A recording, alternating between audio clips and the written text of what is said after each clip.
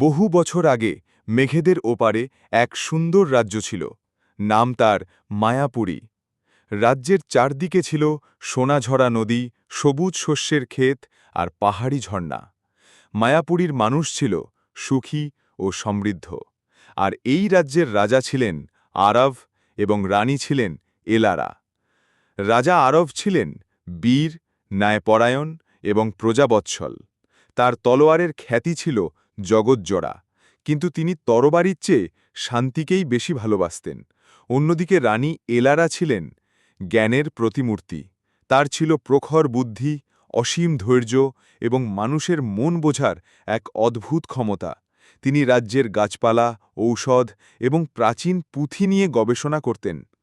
রাজা ও রানীর মধ্যে ছিল গভীর ভালোবাসা আর পারস্পরিক শ্রদ্ধা।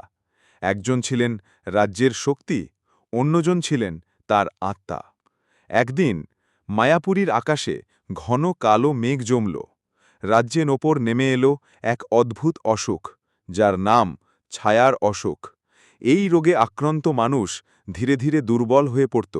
তাদের মনের সব আনন্দ ও আশা নিভে যেত। মনে হতো যেন তাদের শরীর থেকে জীবনের আলোটুকুকেও শুষে নিচ্ছে। রাজ্যের সবুজ ক্ষেতগুলো বিবর্ণ হতে